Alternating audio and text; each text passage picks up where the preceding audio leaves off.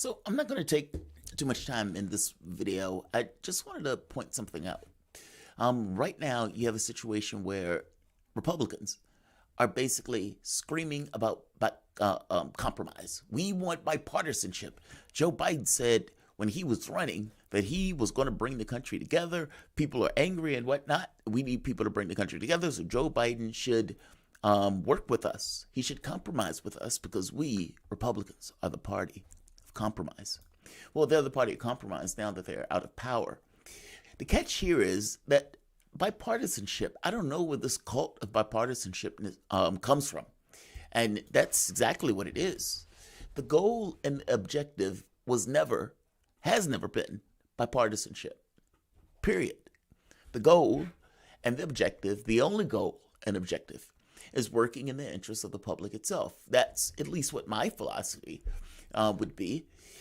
The only objective, the only goal, the only point of the existence of that particular party, meaning whatever particular party I find myself in, will be to work in the interests of the American public. Period. There's nothing about the cult of bipartisanship in that statement at all. If you are in a position where you're politically weaker, then yeah, you may be talking about bipartisanship.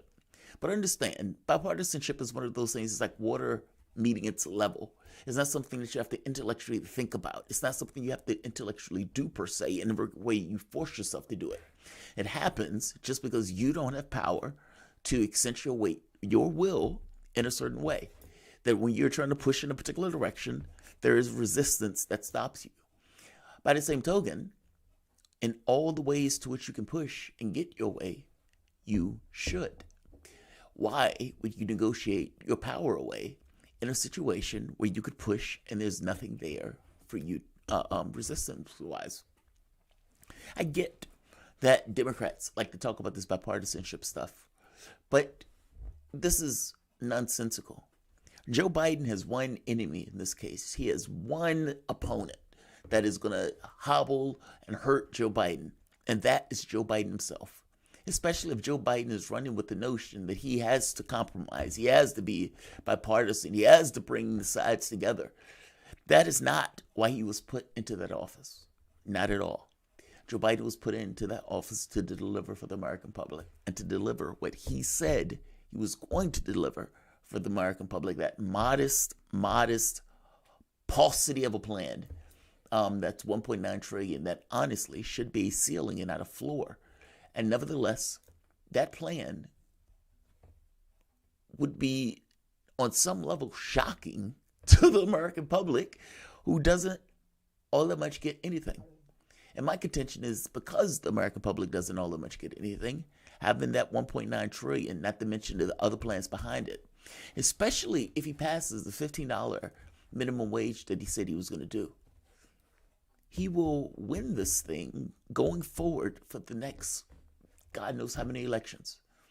Because what he would break at that point is this model or this idea that the Democratic Party is the party of the corporation and everything else. You will have this notion that Democrats, or at the very least Biden, is working for the American public. That lane is open for him. The Republicans have completely abandoned that lane. And I suspect part of the reason they abandoned that lane is because they don't necessarily believe Joe Biden would ever take that path. He should take that path. I'll explain what I mean. But my point is, to start off, bipartisanship is not the point. It never was the point. And in fact, it's politically disadvantageous in regards to our politics. The team that's being bipartisan, the team that's helping the president along, doesn't get any kudos or any kind of credit for that. The credit they get is the pat on the back, not necessarily a situation where they get into office. They don't have this incentive to do that, especially if their incentive is to get into office and get into power. No negotiation that they would give you willingly, especially in the situation to which they found themselves, will benefit them. Hence, it's not going to take place.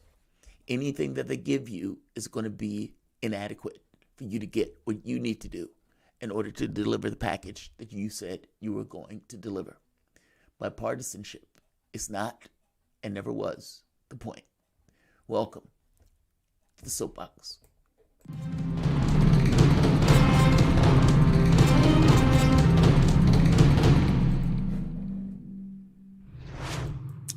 My name is Jamarl Thomas. This is the Progressive Soapbox. Guys, if you dig this content, please like, share, and subscribe. You can always support this content through PayPal or Patreon. This content is brought to you by you, and I appreciate you the opportunity for allowing me to do it. I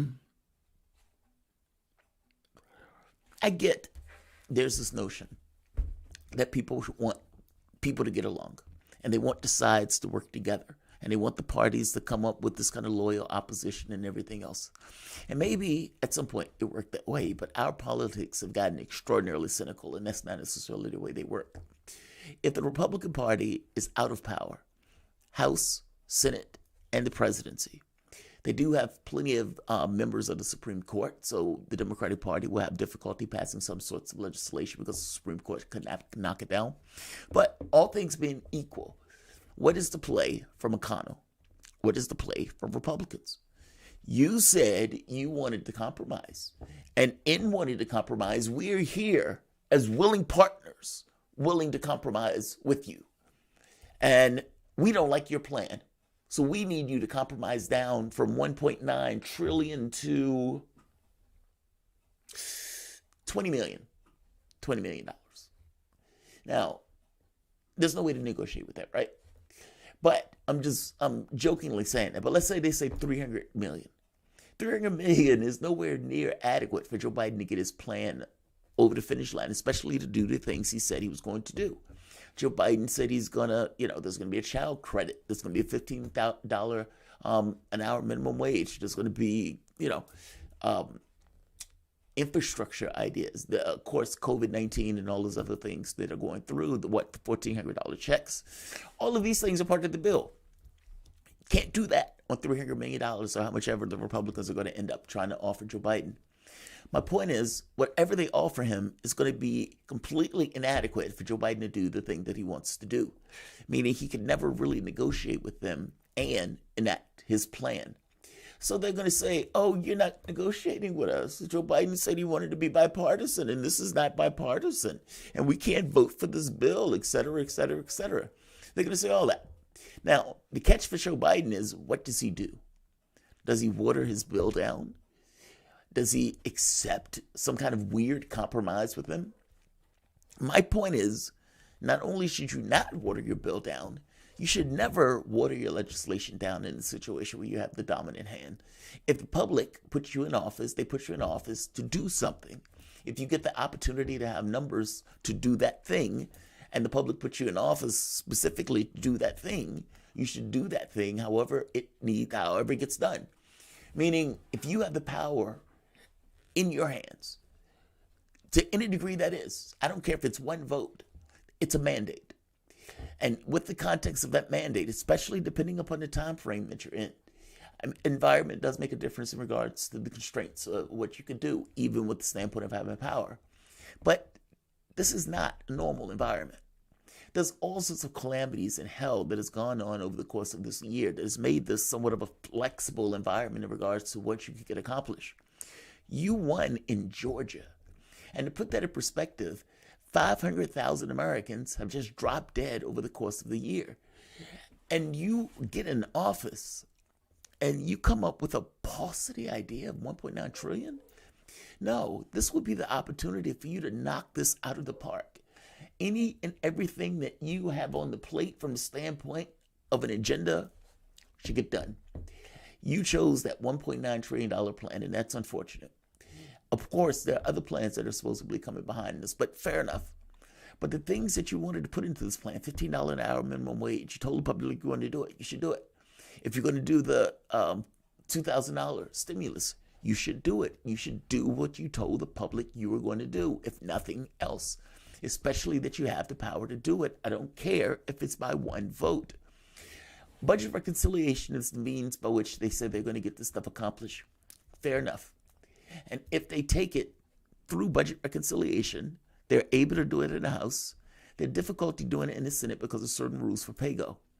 The parliamentarian, apparently, they're arguing the case. But again, this is a false wall. They could have gotten rid of the filibuster, and that which Joe Biden could have enacted whatever agenda he wanted. They didn't want to do that. So that's a constraint that they're putting on themselves. On top of that, they have the votes to do this if they need to override the parliamentarian. If they don't do that, again, that is somewhat of a false wall. I'm saying if you have been given power, and within the context of that power, you can get accomplished what you want. You just need to push. Then you push. The $50,000 of debt relief, that's a compromise. You should have gotten rid of all of it. I'm making the point that if you have 500,000 dead Americans, you are in a time where you need to get shit done. This government has failed monstrously. 500,000 dead Americans, 29 million people infected with the virus. And that wasn't an act of God. That was basically incompetence. That was a government that cared more about economic health than the public health and ends up fucking up both. In the case of the next president that comes into office, there needs to be some level of reparations to the American public. Meaning, if you are going to have a public that has died to that extent, I mean, you had more people to die in this case than the First and the Second World War combined, if I'm not mistaken. And yet, during those wars, what did they do? They gave something back to the population for having to fight those wars. And this very specific population, the incompetence of the government basically fleeced this country, killing 500,000 human beings wiped off the face of this earth, not to mention a number of people who are infected, who have health issues that are going beyond this particular point, who have medical bills.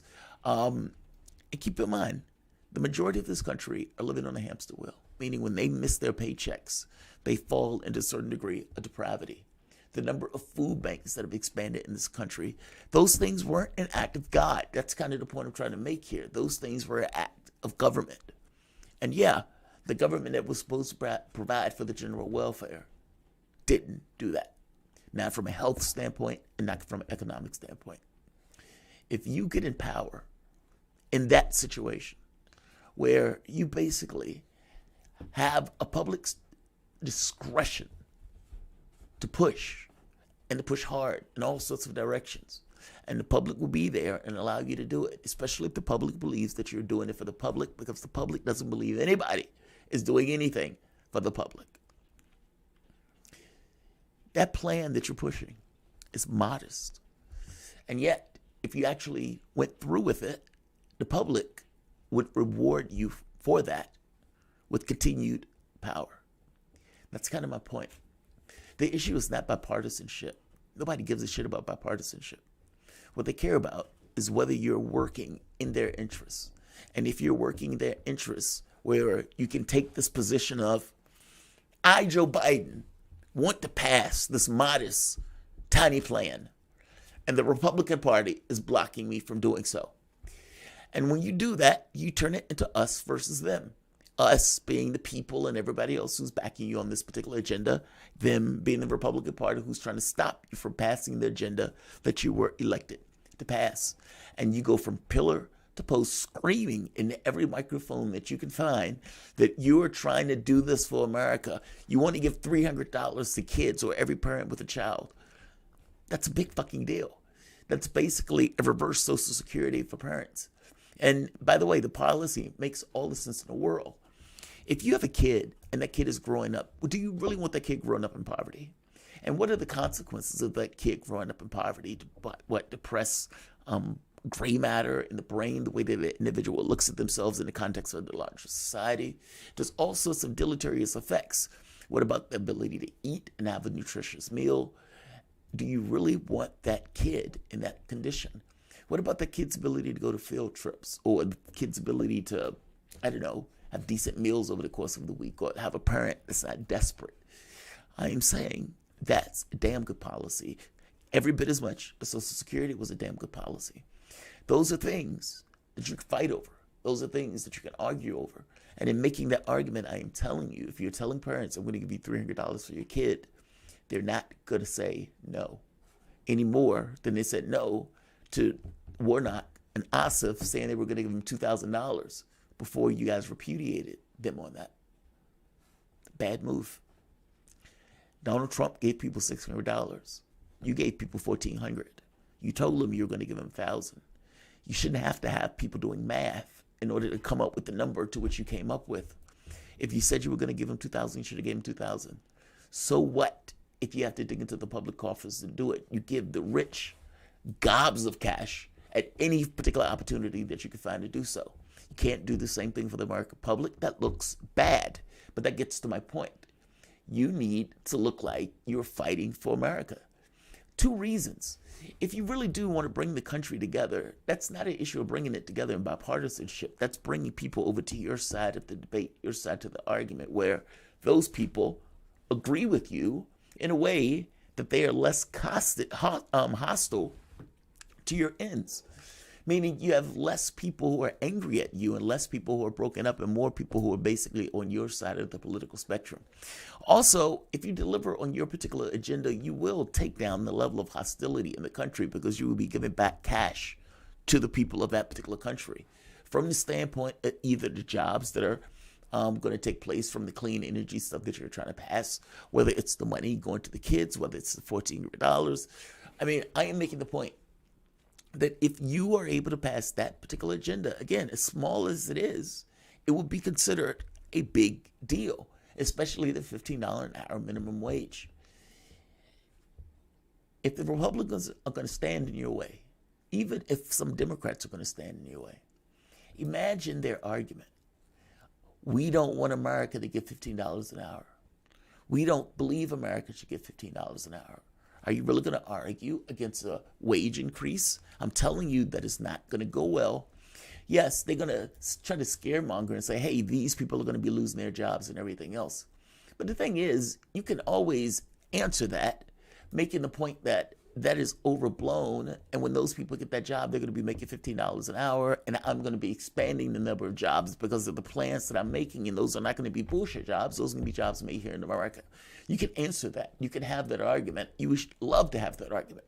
Because at the end of the day, they're on the bad side of that argument, basically arguing that people shouldn't get a wage increase. I'm making a point that your plan and their positioning on that plan has allowed you to take a lane to fight for America. The catch is not bipartisanship. The catch is whether or not you can enact your agenda, period. If you have the numbers, then you should take it almost as a cosmic right, as the right of legitimacy that's basically given to you by the public putting you in that office, that these votes are going to go to these ends if I have the power to get those ends accomplished, even if it's by one vote, even if that one vote is the vice president, and even if that vice president is overruling the parliamentarian. The public put me in, I'm going to get it done. Period. Do you honestly believe that the public is going to take issue with you passing a $1.9 trillion stimulus, or for that matter, the infrastructure thing or whatever else that's coming behind it? There are 3 huge bills that are supposedly go in through budget reconciliation. And you should get each and every one of those Democrats in line to pass each and one of those bills. I would say get rid of the filibuster. But hey, if you want to keep it through budget reconciliation. By the way, keeping the filibuster is a punk's way out. And I mean that from the standpoint of you not being willing to take the fight and believing that you're able to win that fight, and win that fight in a way where the next time around, when you have an election, you deliver in such a degree that you expect to win and hold the Senate. And the next time around, you maintain in such a degree that you're expected to win the Senate. I'm making the point that it's a loser's mentality to go with the notion that we got to keep the filibuster because just in case we lose. Well, how about not losing? How about your party coming together with the lowest common denominator idea of itself and push, at the very least, for those policies when an individual votes for you to know that you're going to do this or that? Meaning there's always something on the agenda with the mindset of the party to do, even though there may be some things that may be on more or less for some people. At the very least, people would have a clear idea of what the Democratic Party stands for instead of this nebulous nonsense where people or nobody knows. In Joe Biden's case, though, the Republican Party has basically lined up on the side to be against the $1.9 trillion stimulus, which means they're against the things that are inside that stimulus, which means they're on the wrong side. And the public itself that has lost 500,000 lives, that has lost all those jobs, that have been ill for all that time, is not going to be against you trying to deliver help to that same public. If the Republican Party is going to stand in that way, you should ground them into dust for doing so. You must understand, if you can't negotiate with everybody. If I'm pushing for healthcare and a Green New Deal and other people want to build concentration camps, I need to beat that ideology. I can't negotiate with that. If I'm dealing, trying to go climate change, and this other person is saying, well, God has Earth in a petri dish, and so we don't really have to do that because God is going to protect us. I need to beat that person. I can't negotiate with that person. There's some situations where you can't negotiate, in which cases there's some situations you have to win. I would make the case to you that the stimulus thing is one of those situations where you need to win. Some cases you have to negotiate, but that's only when you don't necessarily have power. If you do have the capability to push your way, you should push as far as you could possibly push up until the point where they either break or you find some level of resistance, in which case you meet a natural balance of bipartisanship. Bipartisanship is mechanical. It's not intellectual, if you know what I mean. The only person that can hurt Joe Biden is Joe Biden. If Republicans are going to give you that lane, you should take that lane. And you should run with that lane.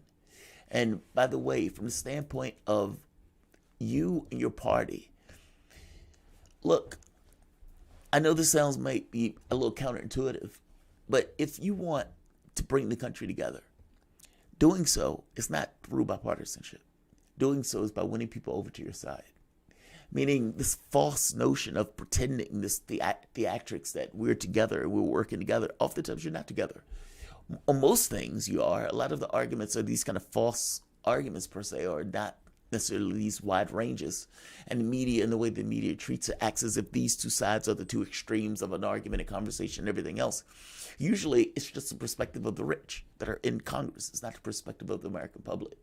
The American public wants health care, education, you can go down the list. The rich people in Congress don't. What they consider bipartisan, what they consider to be right and left, is basically what the rich people in Congress want, not what the American public wants. There's a difference in those things. However, if you're running with a platform for the American public, you can win. Ossoff and Warnock proves the point that if the public is going to be offered X and the public knows that you're going to deliver it, the public will give you power to do just that.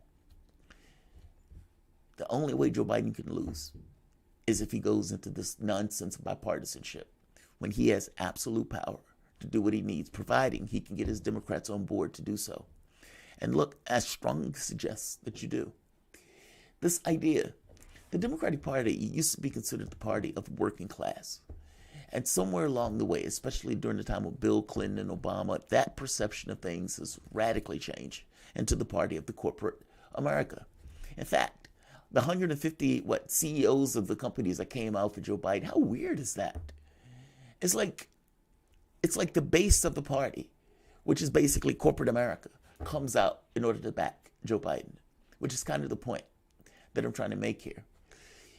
You have decapitated the Democratic Party from all notion of interaction or understanding of being the working class party. And I suggest to you that having two parties for the rich, two parties for corporate America, gets across that there is nobody working for the regular person. You and your administration with Obama gave 95% of the income gains to the top 1%. That is monstrous. And that gets across the point that much clearer that there's nobody working for regular America. People had this inkling of it with Trump when he would go out and attack newspapers or attack the media or attack somebody else. I don't even know if they like Trump all that much for policy stuff. I think they more so like Trump just because he was rage and anger leveled at a system that had basically, fundamentally abandoned them. The corruption of government that doesn't necessarily work for the working class. I mean, for God's sake, all of the money that they were given during the Obama era, like what they gave, 80% of Bush's tax cuts and enshrined those things into law. And that's, I guess the point I'm trying to make here is that in one situation after the next, the needs of the rich are maintained. The needs of everyone else are not. And even in a situation where you have 500,000 people to lose their lives, and the majority of these people are poor, middle class, because the rich basically could go to their enclaves. They can get the best of care. They can get those things. They didn't have to be at those jobs, despite the fact that they were people that were ill all around you. They didn't have to be at those warehouses and those factories or those meat packing plants. No, that was us that were in the society that had to deal with those things. I'm making the point that if you're going to do anything, it should be for the public itself, and it shouldn't be this pulling teeth for $20,000 or $50,000 student debt relief, something that you could do with the ink pen, or eliminating the marijuana thing where people are still going to jail in various places in this country for pot. The provision. I make the point there are things that you can do, and within the context of those things, you should do them. And you should scream to the hilt that you are America's candidate. Whether it's true or not is almost irrelevant. It's the position that the Republican Party is giving you, and I suggest it's a position that you should take. Even if it's fake, you should take it. I hope you understand what I mean. That's the politics of it. You're at a point where you don't have to offer much. And the 1.9 trillion is basically what you told the public, and that's what the public put you in on. And yeah, you should pass it. Period.